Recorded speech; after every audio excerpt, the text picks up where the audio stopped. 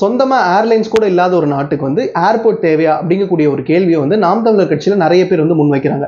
உண்மையாலுமே இந்த கேள்வி எப்படி புரிஞ்சுக்கிறதுனே தெரியல.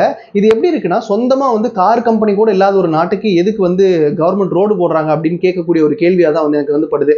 இப்ப அரசாங்கம் வந்து என்ன பண்றாங்க அப்படின்னா, ஏர்போர்ட் கொண்டு வந்தோம்னா அந்த நாட்டுடைய வளர்ச்சி அப்படிங்கிறது அதிகமாகும் அப்படின்னா திமுக கவர்மெண்ட் வந்து பரந்தூர்ல ஏர்போர்ட் வந்து கொண்டு வரதுக்கு முயற்சி பண்ணாங்க.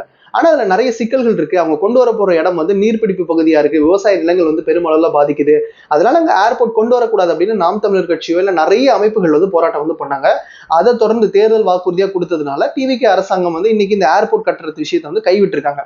இதுல ஒரு பக்கம் நல்லது, ஆமா இங்க பரந்தூர்ல கட்டுறதுனால நீர்நிலைகள் வந்து பெருமளவுல பாதிக்குது, அதை வந்து தடுத்திருக்காங்க அப்படின்னு பார்த்தா கூட உண்மையாலுமே தமிழ்நாட்டுக்கு இந்த ஏர்போர்ட் அப்படிங்கிறது தேவைன்னா ஆமா தேவை. ஏர் டிராபிக் அப்படிங்கிறது இப்ப அதிகமாயிட்டு இருக்கு. கூடிய விரைவில் வந்து இன்னொரு ஏர்போர்ட் அப்படிங்கக்கூடிய ஒரு தேவை இருக்குன்னா இன்னைக்கு ரெக்கார்ட்ஸ் எல்லாமே சொல்லுது.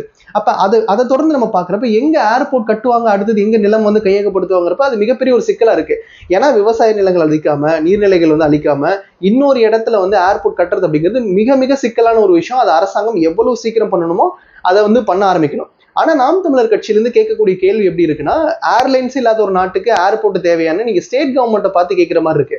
ஒரு ஸ்டேட் கவர்மெண்டோட அட்டானமியா அது கிடையாது. திமுக அரசாங்கம் வந்து இங்க ஒரு ஏர்போர்ட் கொண்டு வரலாம்னு யோசிச்சாங்க. இன்னைக்கு வந்து டிவிகே அரசாங்கம் அதை வந்து தடுத்து நிறுத்தி இன்னொரு இடம் வந்து பார்க்க போறாங்க. நீங்க ஸ்டேட் கவர்மெண்ட்டை பார்த்து நீங்க வந்து ஏர்லைன்ஸ் பிசினஸை நீங்க நடத்தலன்னு கேட்டா அது எப்படி இருக்கு? அண்ணன் சீமான் அவர்கள் வந்து இந்த கேள்வியை முன்வைக்கிறப்ப நான் அதை எப்படி பார்த்திருந்தேன் அப்படின்னா, அது ஒரு ஆதங்கமா நம்ம நாட்டுக்குன்னு ஒரு ஏர்லைன்ஸ் இல்லையா, நம்ம ஸ்டேட்டோட அட்டானமி அப்படிங்கறத வந்து குறிக்குது, அவர் வந்து ஸ்டேட் அட்டானமி பேசுறாரு அப்படின்னு நம்ம வந்து பார்த்தோம்.